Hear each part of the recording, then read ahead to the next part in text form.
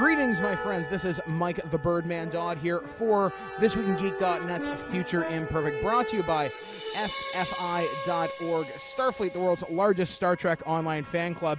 I am here at the Ontario Science Centre, located in the lovely city of Toronto, Ontario, Canada. And I'm actually here to check out something remarkably cool. They're doing something here until September 3rd called Star Trek Live, and it's a really cool interactive live stage event.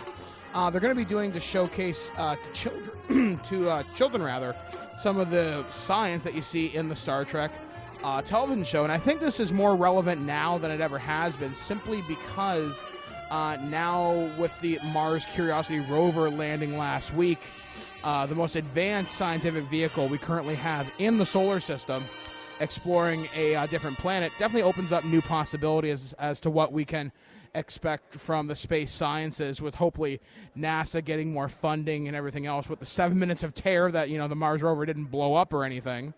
But it's going to be tremendously cool. So what we're going to do is we're going to get a chance to talk with some of the actors and actresses that are in the live stage show. And then after that, we're going to do a review of the show itself to see what we actually did learn from a perspective of a scientist, which is actually kind of neat because I actually have my wife here with me, Blair. She actually has a background in geography and geology. So, I don't know, maybe they'll touch on something cool, alien planets. Geography is the same everywhere, more or less. I don't know if that's an ignorant statement or not. I really, really hope not. Now, the thing is, my wife is actually approaching this from the aspect that she is not a Star Trek fan. So she's going to be approaching this from a pure scientific angle. So it'll be interesting to see whether the science gets lost in the science fiction, but I think the Ontario Science Centre will do a pretty good job. Now, this is actually not the first time we've actually been here.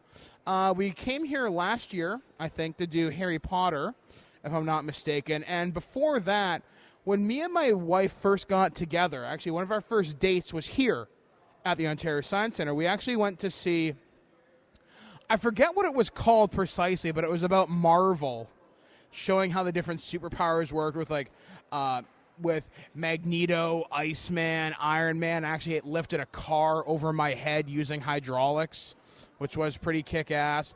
And I was here with Steve Snowball Siller, who was my wingman for this particular event.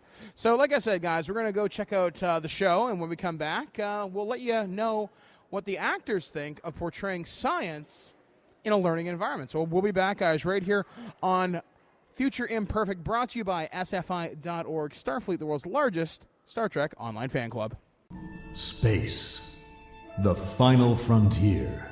Welcome to Starfleet Academy and our bold new mission: to explore strange new worlds, to seek out new life and new civilizations, to boldly go where no one has gone before.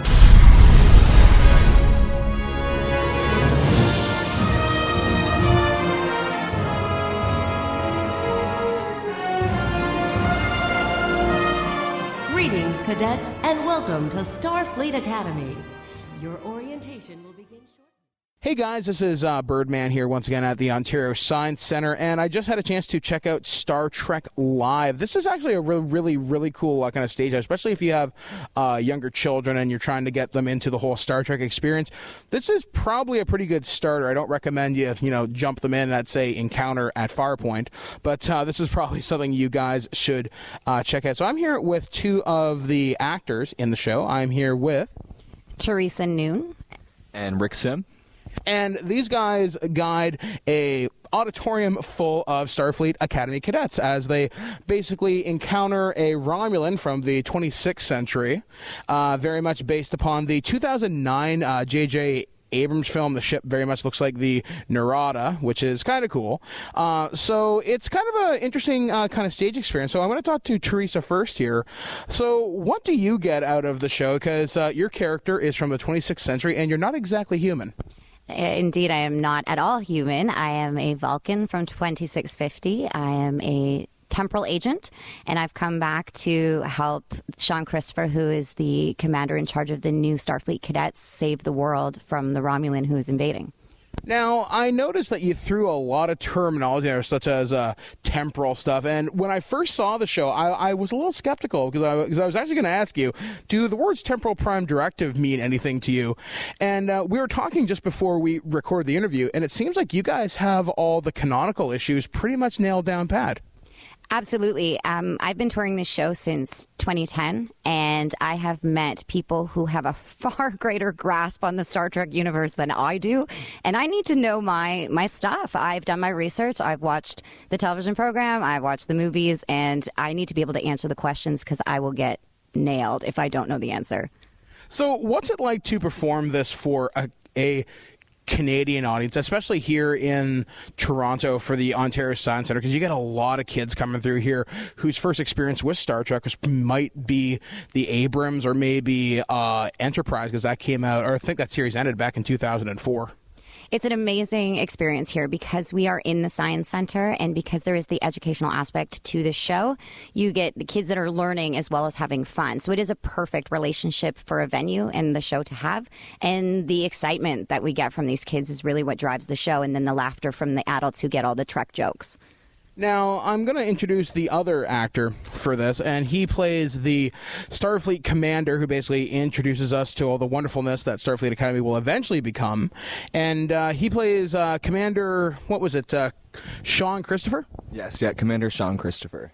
So what do you get out of the experience being basically the gateway for these kids to entertain them for a full 30 minutes? Well, I think I'm a bit lucky because I get to actually show a lot of my emotion. So I can really share in their excitement and have a lot of fun with them. And each time we encounter a difficulty, I really get to live it every single time. And we have an amazing time each and every show here. So how big of a Star Trek nerd are you? Well, I've also been doing the show since 2010. And in that time, I can tell you that I think I've watched every single episode. Wow, even I haven't accomplished that. I'm having a hell of a time going through the original series, though, Voyager and DS9 for life. Because Captain Sisko is crazy. So during your time with the show, what is probably the coolest moment that you've had maybe with a kind of fan or maybe just like a super Trekkie maybe after the show? Well, we get to meet a lot of the audience members after the show, and we do a meet and greet every day here at the Ontario Science Centre. And I think some of the most amazing things that have happened, is I'll meet parents who will introduce me to their children who have names of Star Trek characters. And I find that absolutely amazing that, people are so enthralled with all of this that it really is their lives, So what names have you encountered? Because I'm really hoping somebody hasn't named their kid Data. We had a Talana at one of the meet and greets, yeah. Oh, wow. And yesterday we actually had a Sean Christopher. How's that? So with you guys traveling on the road, what's it like just to kind of live and breathe this stuff every single day? It's an adventure. It absolutely is. Because it is an interactive show, it changes every time we do this. And when we've toured all across North America, you get a different vibe no matter what state you're in. And then when you're back in Canada, because there is the American element to the show, Canadians really do embrace that still, because San Francisco is where the start of it was. But it's a different vibe everywhere you go. And I think that's what keeps it fresh for us, too.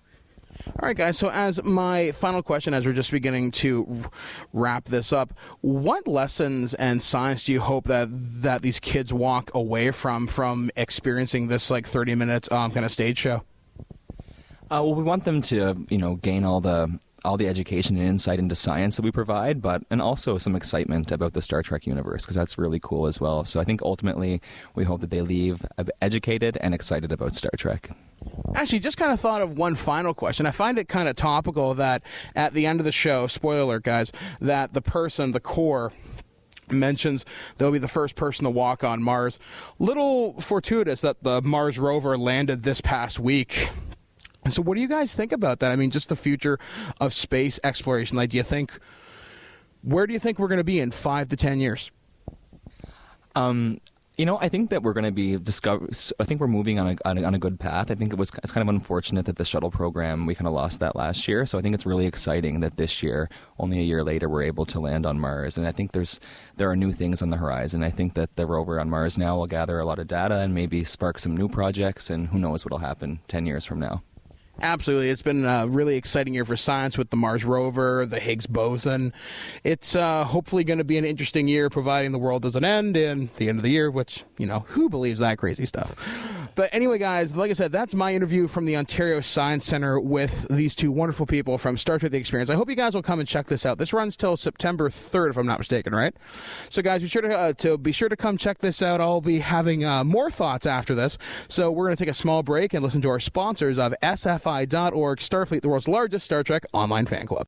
Adventure and new friends are what awaits you in Starfleet, the world's largest Star Trek fan club. Starfleet, the International Star Trek Fan Association, is celebrating its 45th anniversary, and with over 4,000 members in 75 countries. It offers camaraderie, educational and philanthropy opportunities, and a unique membership experience modeled on the Starfleet organization from the TV shows and movies. To start your adventure today, visit www.sfi.org. Welcome back to Future Imperfect. Big thanks to the Ontario Science Centre and the cast and crew of Star Trek Live. Now, as of this recording, you got about a week left if you want to check this out at the Ontario Science Centre. This is definitely something meant for the younger fans of Star Trek. Not saying that us older fans won't have a few chuckles along the way. I think what I was most impressed of, like I said, I was going to give my reviews of this show, is the fact that they do try and be as canonical as possible, because of people like me saying, hey, have you heard of the Temporal Prime Directive? There's going to be us people who like to nitpick it, and I like the fact that they do try and get people really involved in the show, and specifically during the last act of the show, if you happen to be chosen by them, you really do play a rather large part in how the story unfolds, and it takes about a half hour for this thing to all come together. And I gotta say, it's pretty fun, especially when they start throwing tribbles out at you. I'm not gonna say the context of how this all happens, but it's a lot of fun, and it's nice to see Star Trek kind of coming back into the public eye again, especially with the new movie coming out next year, obviously with this podcast going on, and with Paramount releasing the Star Trek The Next Generation Blu-rays most recently. It's a good time to be a Trek fan. I'm really glad to see, like I said, shows like this, and the fact that it does try to play up some of the science. Now, I know I did say in the beginning of the episode the Mars rover landed last week. Well, at the time it did. So this is obviously a couple of weeks later as summer's starting to wind down. But I do encourage you, if you guys do live in and around Toronto, or if you're planning a day trip to Toronto, I really do recommend you go check out the Ontario Science Centre. There's a lot there to do, not just for kids, but also for adults. I remember when me and Snowball went there a couple of years ago, we actually got our licenses to be ham radio operators, which was really cool during one of the exhibits there. I don't know how valid that is, but that is still pretty cool that we got a chance to do that. And there's always a fun ton of like interactive exhibits, some stuff you didn't know. And like I said, just the fact that they do have something like this there, that really does make me happy. Just the fact that, hey, Star Trek, it's there, people are learning about it, people are getting into it, and, the Gene Roddenberry dream lives on, and especially with space in everyone's mind right now. I mean, as of this recording, we just lost Neil Armstrong, the first man on the moon, who just recently passed away. I really hope more people are looking to the stars and will go to events like this and maybe get inspired to do something like this. But anyway, guys, that's pretty much going to do it for us here on Future Imperfect. Coming up on the next show, which will be in just a couple of weeks, we're going to be talking about some of the aliens of Star Trek, though we're going to look at them as a whole and, talk about some of the more popular species, but some of the less popular ones too. And I also have a really cool review of From the Replicator. Our good friends over at Xscape Studios sent me a really cool phaser prop. And let's just say this thing could easily go on screen. That is how realistic and cool this thing is. But I'll tell you guys more about that when we go From the Replicator. So anyway, for Future Imperfect on thisweekingeek.net, I've been Mike the Birdman Dodd saying, live long and prosper.